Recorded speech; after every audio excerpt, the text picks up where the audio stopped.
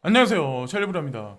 이번 영상은 올릴까 말까, 만들까 말까 막 고민을 좀 했었는데, 저도 그냥 의자에 가만 앉아 있는 것보다 생각이라도 하나 더 하고, 같이 한번 생각을 한번 해보자는 시각에서 이 영상을 만들었는데, 일단은 이번 영상의 주제는 제가 지난 영상 뭐 두 개에 걸쳐서 말씀을 드렸지만, 2주 정도는, 아무리 짧아도 2주 정도는 스테이블하지 못한 장세, 불안불안한 장세가 있을 수 있다. 그래서 조금 디테일한 거에 관해서 이제 말씀을 드릴 거고, 전 세계적인 이제 트렌드, 산업의 변화, 그리고 탄소세하고 인플레이션하고 관련해서 여러 가지 것들하고 이제 맞물려서 제가 비유적으로, 은유적으로 한번 3차 산업에서 4차 산업으로 넘어갈 수밖에 없는 거. 왜 그런지에 관해서 이제 말씀을 드리면서 4차 산업은 또 우리 가상자산 투자 시장하고 연결돼 있잖아요. 그래서 그쪽으로 한번 얘기를 한번 풀어보려고 합니다. 일단 첫 번째, 미국 한파 주요 일지. 2021년 2월 15일 날 텍사스주 7개 주정부 한파 대비 비상사태가 선포돼요. 자, 겨울철에 영상 10도 이하로 떨어진 적이 없는 텍사스에 영하로 떨어져요. 급작스럽게 눈보라가 날리고 얼음이 얼고 얼마나 사람들이 많이 놀래겠어요. 거기다가 정전에 식량난이 발생돼요. 그래서 비상사태가 선포되는데 기상이변이죠, 한마디로. 기상이변이 왜 일어날까요? 지구온난화 때문에 일어나죠. 이 지구온난화가 일어난다는 얘기는 일부 국가만 지금 탄소세라는 어떤 그런 정책에 관해서 반영해서 조세제도에 넣기 위해서 노력을 하는데, 결국에는 전 세계에 있는 모든 정부들이 탄소세에 관해서 다 동감할 수밖에 없어요. 그리고 이거는 이 탄소세에 관해서 부담하는 건 아마 전 세계에 있는 모든 기업들이 부담을 할 수밖에 없는 명분을 제공한다라고 저는 생각합니다. 이 기상이변이 해마다 증가되면서. 근데 이 기상이변이 사실은 인플레이션하고 또 연관되어 있는데, 이게 왜 그러냐면 가만히 보세요. 요즘 인플레이션 얘기가 되게 많이 나와요. 이런 여기저기에서 인플레이션이라는 이 단어가 매스미디어에서 되게 많이 나와요. 근데 가만히 여러분들 보시면 그러니까 연방준비은행에서, 그러니까 이 의장이 제롬 파월 연준 의장이 예전에 이제 발언했을 때 인플레이션이 2% 이상 넘지 않으면 우리는 금리를 올리지 않을 거라는 거에 관해서 발언을 했고, 제로 금리를 유지하겠다고 발언을 했었어요. 근데 시장은 되게 아이러니한 건 뭐냐면, 곡물가는 상승하고 있고, 가만히 보세요. 여러분들 주변을 가만히 보세요. 이거는 금융시장하고 별개 문제예요. 곡물가는 상승하고 있고, 수산물, 그리고 각종 어떤 가축들 있죠. 이런 가격들도 전반적으로 다 상승해요. 근데 이거는 기상이변하고 사실 관련이 있는 거예요. 과거 5년을 되돌려보고 앞으로 다가오는 5년을 여러분들이 보시면 곡물 가격이 지속적으로 올라갈 수밖에 없다는 거에 관해서 여러분들 누구나가 다 아마 공감하실 거예요. 기상이변이 창곤하니까 기온이 원래 따뜻해야 될 때 찬 기운이 오고 차야 될 기운이 있는데 너무 더운 기운이 있으면 곡식이 제대로 자라질 못해요. 수확량도 감소할 수밖에 없고, 결국엔 수요와 공급 법칙에서 결국 이게 깨져버려요. 수요는 많아지는데 공급이 딸린다. 그러면 가격이, 물가 상승이 올라갈 수밖에 없죠. 이게 에그플레이션을 도모할 거고, 금융시장과는 별개로 우리 인류한테 하나의 위기를 아마 가져다 줄 거라고 저는 생각합니다. 한편으로 가축들도 마찬가지예요. 여러분들 아시죠? 자, 돼지 콜레라, 광우병, 그리고 닭들이 걸려 조류독감 같은 이 세 가지, 이런 병들 때문에 가축들도 폐사하는 게 더 점점 빈번해져요. 전반적으로 다 마찬가지라는 거죠. 물가 상승을 도모한다. 자, 과연 이런 환경에서 가만히 보세요, 여러분들. 화석연료 3차 산업. 자, 3차 산업이 대표적인 거, 그리고 4차 산업의 대표적인 게 전기 자동차죠. 예를 들어서 3차 산업에서 4차 산업으로 넘어가면 중앙정부, 국가에서는 여기서 세금을, 조세를 많이 매길 수가 없어요. 그러니까 미국은 모르겠는데 우리나라나 일부 국가들 같은 경우는 이 석유에다, 이 화석연료에다 매기는 세금이 엄청나게 비싸요. 여기 보이시죠? 휘발유는 5만원 주유시 세금이 3만 50원. 경유는 5만원 주유 시 세금이 26,050원. 거의 반을 넘어요. 거의 반을 넘어요. 그럼 국가에서 기술이 이렇게 발전하고 넘어가는데 과연 세금을 어디서 뽑아야 돼요? 명분거리가 있어야 되잖아요. 탄소세 쪽으로 넘어가기 위한 명분을 하나 만들어간다고 저는 생각하거든요. 자, 우리 가상자산 시장도 마찬가지야. 이거는 하나의 그냥 흐름이에요. 역행할 수 없는 하나의 흐름이라는 거죠. 3차 산업에서 4차 산업으로 넘어가는 건. 인구 감소, 자, 현물 경제가 축소된다. 3차 산업의 화석 연료 사용이 줄어들기 시작한다. 자, 지구 온난화 때문에 가만히 보세요. 기상이변이 창궐한다.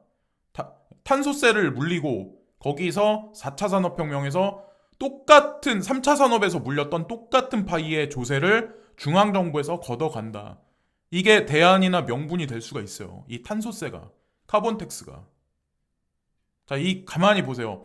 가상자산 시장이 그냥 안 올라가니까 힘들어하시는 분이 있고, 가상자산 시장에 세금을 매기면 나는 그냥 빠져나갈 거라고 생각하시는데 그게 아니라는 거죠.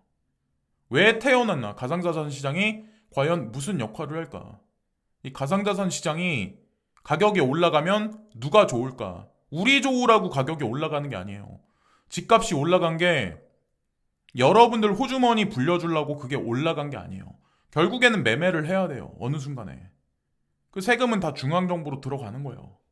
자, 어쨌든 지금 과도기라는 거죠. 화석연료에서 전기차로 넘어가는 딱 중간도 안 되는 과정이에요. 하이브리드도 안 되는 과정이에요. 지금 현재 가상자산 시장은 그냥 예를 들어서 말씀드리려고 했던 거고, 구글 파이낸스라고 여기 있는데 구글 파이낸스 섹터에 보면 크립토라는 섹터가 새로 생겼대요. 여기 보면 비트코인, 이더리움, 라이트코인, 비트코인 캐시. 제가 요 근래 톡방을 한 5개 정도를 보거든요. 한 4, 5개 보는데 거기서 이제 대부분의 분들이 한 일주일 전까지, 그러니까 그저께까지는 비트코인을 욕하시는 분들이 되게 많았어. 근데 어느 순간이 되면 라이트코인을 욕하는 사람이 점점 늘어나더라고요. 근데 요 근래 제일 많이 보이는 거는 이더리움에 관해서 이게 올라갈까요? 확신을 못 가지는 분들이 되게 많아요. 제가 늘상 말씀드리지만 대중은 숫자에 선동당하고 숫자에 패닉해요. 그게 대중이에요. 이 이더리움이 많이 변했을까요? 과거에 비해서? 라이트코인은 많이 변했을까요? 비트코인 캐시? 많이 변했을까요? 숫자만 변한 거예요. 비트코인이 30만 원일 때랑 지금 몇 천만 원이 넘어갈 때랑 기능적으로 얼마나 많이 변했을까요? 그렇게 많이 안 변했어요. 대중은 숫자에 반응한다. 제가 늘상 말씀드리죠. 어쨌든 구글 파이낸스에서 자, 이런 카테고리가 들어갔고 이 코인들에 관해서 여기 나온다. 시세표가 나온다. 자, 이걸 잘 보셔야 돼요. 우회적으로 자, 지구를 움직이는 그런 세력들은 지금 대중들을 살살 유도하고 있는 거예요. 제가 오늘 오전 영상에서 말씀드렸다시피 시세가 막 급등해서 올라가는데 구글, 네이버, 다움, 뭐 아마존에서도 막 쓴다고 그런다. 가상자산을 뭐 채용해서 쓴다고 그런다. 애플에서도 애플페이에서도 채용해서 쓴다고 그런다. 이런 얘기들이 연일 계속 나오면 엄청난 폭락 장세가 아마 연출될 거예요. 가만히 보세요. 근데 지금 가만히 보세요. 지금 오히려 시장은 되게 조용조용하거든요. 사실은 오를 듯 내릴 듯 외줄타기 장세. 근데 인프라는 점진적으로 깔려나가는 장세. 진짜 그들의 의도 심중을 파악하는 게 저는 더 급선무라고 생각하거든요. 자, 그리고 미국의 10년 채권 수익률, 이것 때문에 아마 여러분들이 되게 많이 고민하실 거예요. 제가 이거를 11시 23분에 제가 캡처한 거거든요. 지난주 마감 때보다 조금 떨어졌어요. 오를 듯 말 듯 하다가 조금 떨어졌다가 약간 올라갔어요. 1.383에서 1.426 정도까지 변동이 약간 정도 있었어요. 전일 종가가 1.456. 그러니까 약간 미온적으로 떨어졌다는 얘기예요. 이것도 사실 외줄타기 하고 있는 거예요. 이 10년물 채권 수익률로 진짜 큰 중심에 있는 세력들이 유동성을 주식시장으로 몰아넣느냐 아니면 채권 시장 쪽으로 몰아넣느냐를 지표로 볼 수 있거든요. 그래서 사람들이 이걸 갖다 얘기를 되게 많이 해요. 야, 금리 인상 기조구나. 이제 주식시장 패닉셀이 나오겠구나. 근데 지금 그걸 논하기에는 조금 이르다라는 생각을 되게 많이 하거든요. 저 같은 경우는. 제가 누차 계속 말씀드리지만. 자, 보시면 크게 진폭은 사실 없어요. 그러니까 미온적이죠, 아주. 예.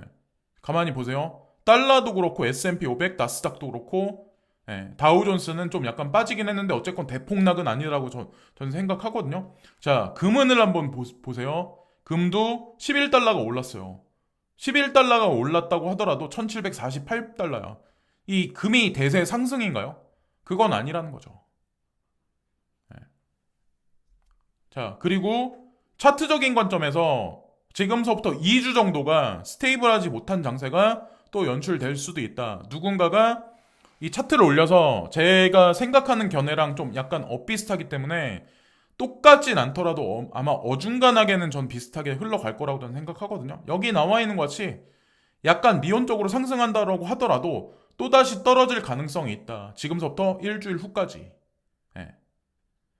그분도 이렇게, 그러니까 이분은 이렇게 보시네요. 저도 이제 똑같이 보거든요.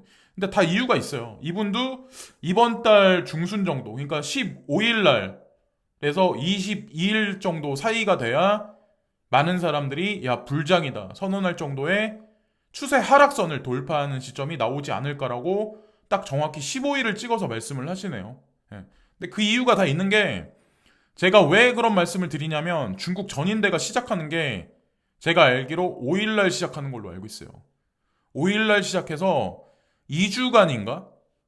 2주간인가 일주일간인가 회의가 진행돼요. 그 결과가 중간중간에 나와서 중국 주식시장이든 전 세계 주식시장이든 반응을 하긴 하겠지만 일단 그래요. 그리고 FOMC 제롬 파월 연준 의장의 발언도 제가 알기로 요 근방에 있는 걸로 알고 있어요.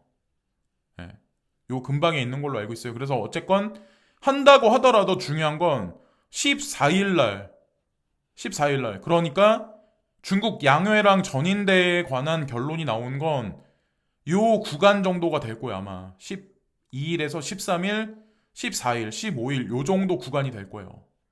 그렇기 때문에 그냥 스테이블하지 못한 장세가 이 정도 구간은 오지 않을까라는 생각을 하는 거고 여기 보시면 2140조 부양책 하원 통과 바이든 상원 빨리 움직여야 민주 예산 조정권 행사에 단순 과반 찬성으로 처리할 듯에 나왔는데 중국은 4천조 원 그리고 미국은 2140조 원 부양책 일단은 하원이 통과됐는데 중요한 건 하원 통과한 부양책이 상원으로 이관돼 앞으로 2주 동안 논의가 이뤄진 뒤 표결 절차를 거치게 된다. 민주당은 다음 달 14일까지 상원 의결을 거쳐 바이든 대통령에게 해당 법안이 송부돼야 한다고 입장이다. 그러니까 큰 지표는 나왔지만 아직까지 뚜렷하게 나오려면 요 날짜를 지나야 된다는 거죠. 최소한 아무리 못해도 14일은 지나야 된다는 거예요. 그래서 제가 그걸 보고 저 이제 말씀드리는 거예요. 뭐 차트를 보고 100% 말씀드리는 건 아니고. 또 하나, 천정 뚫린 미 금리가 공포, 덮친 증시, 조정 언제까지? 시중금리 상승 기조인가? 근데 이런 뉴스가 2월 26일 날 나왔는데 이런 뉴스만 보면 되게 힘들 수밖에 없어요. 지금 주식시장, 주식에 투자하시는 분들, 가상자산에 투자하시는 분들 가만히 보세요. 금리 상승은 주가 조정 요인이다. 변동성이 확대될 거다. 자, 시중 금리 상승 기조일까요?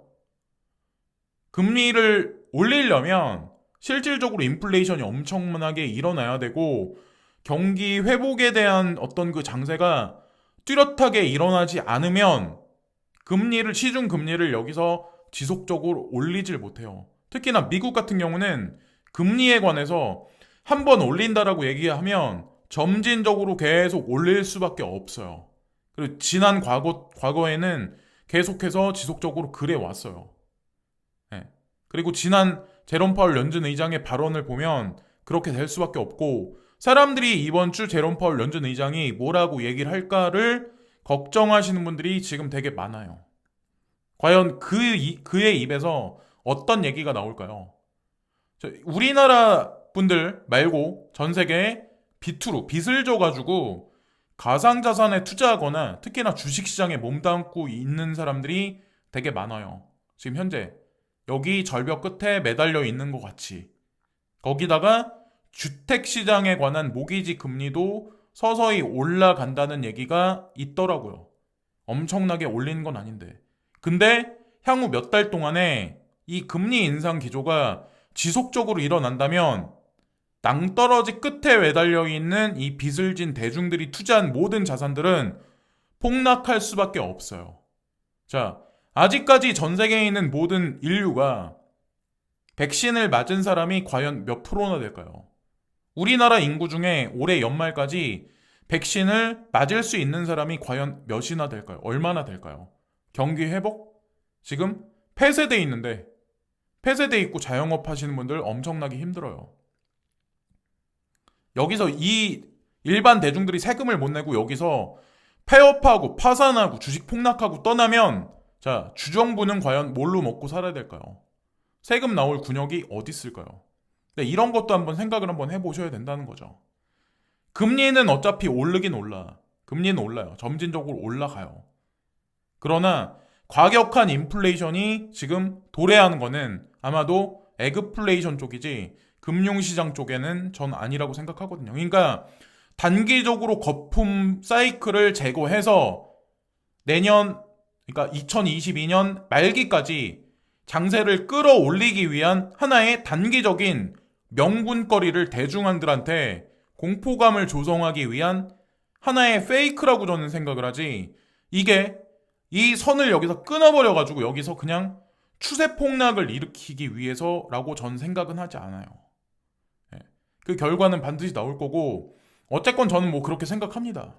많은 분들이 아마 걱정을 되게 많이 하실 거예요. 저는 이제 거시적인 관점에서 일단 그렇게 생각을 하고, 코인데스크 코리아에 가상 부동산 붐이 온다. 그래서 칼럼을 쓴 제닌 요리오는 리퍼블릭 부동산 투자 붐은 총괄이다.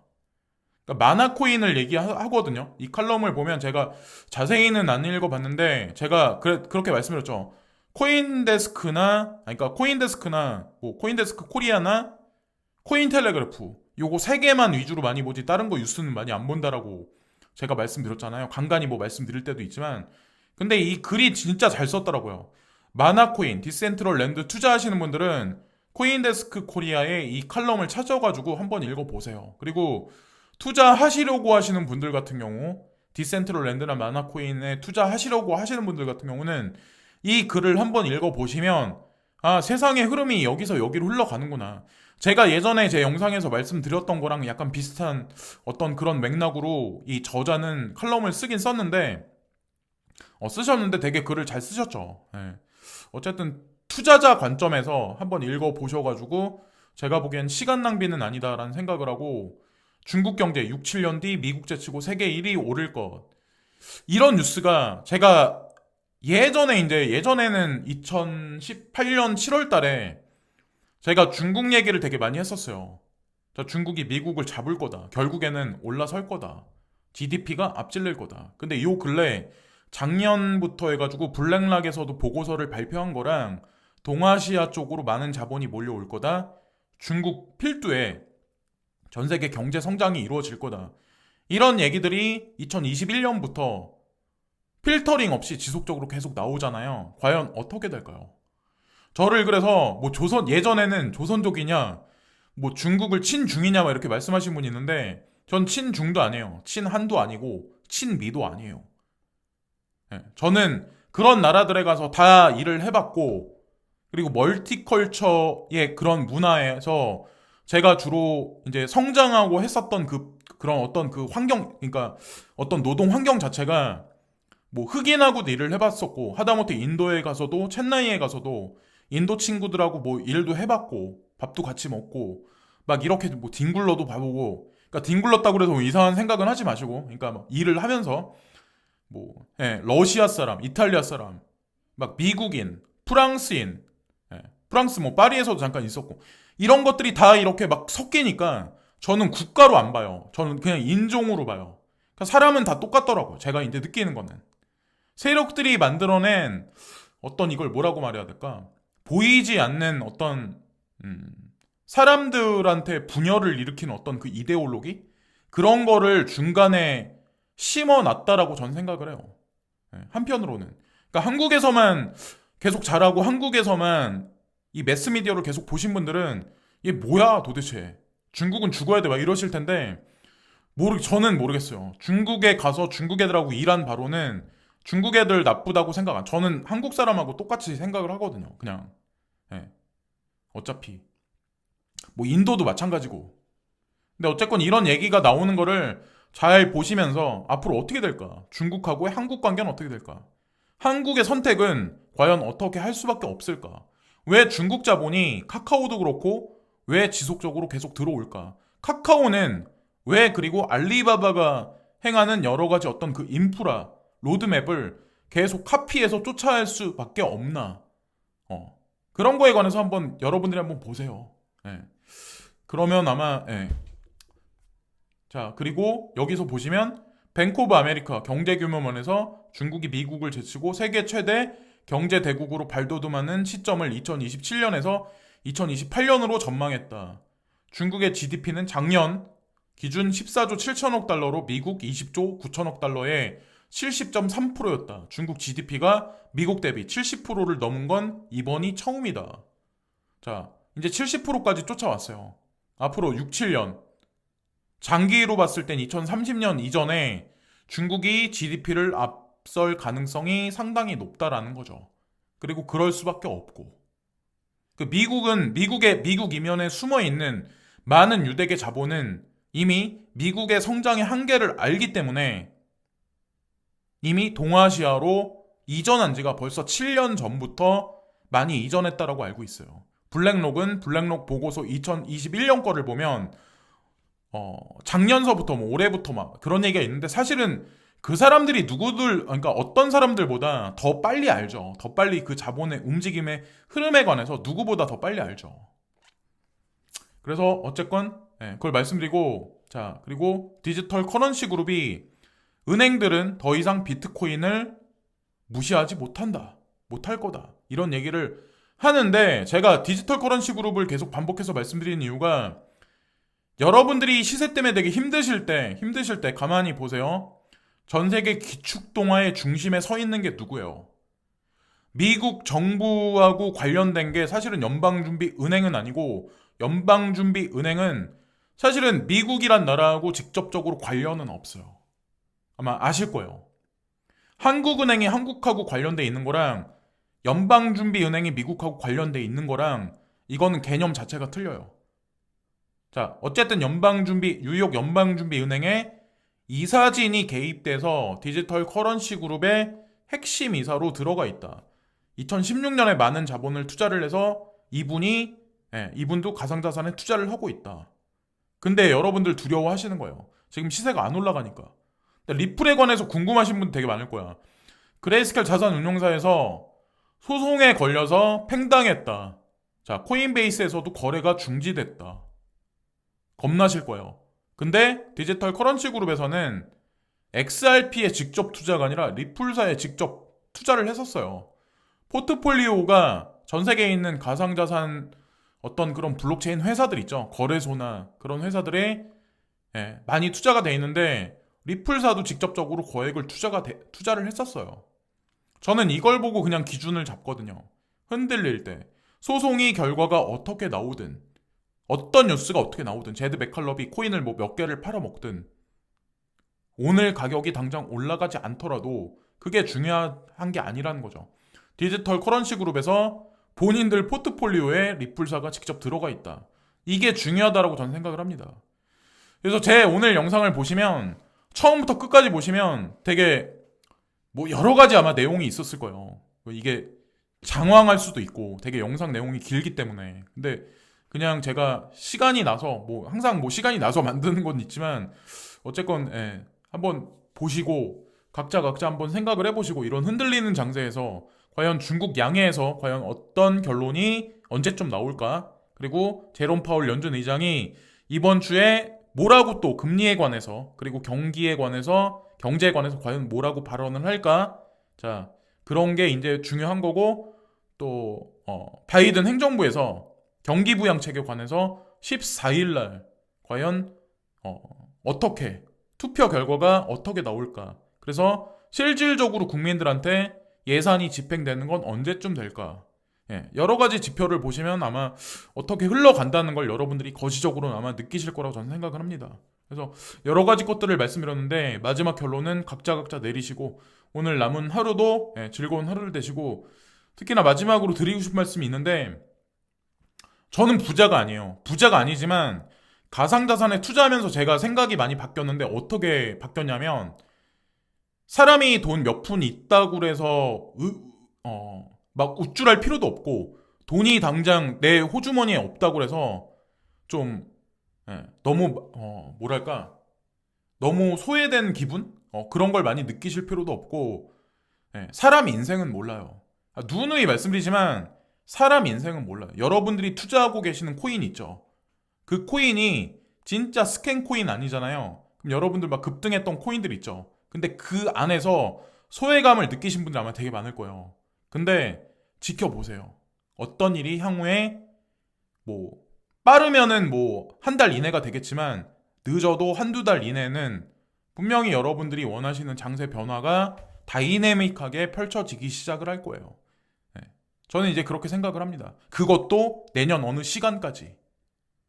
네. 이것으로 이번 영상은 마치겠습니다. 지금까지 찰리 브라운이었고요. 구독과 좋아요 부탁드리면서 이번 영상도 마치겠습니다. 감사합니다.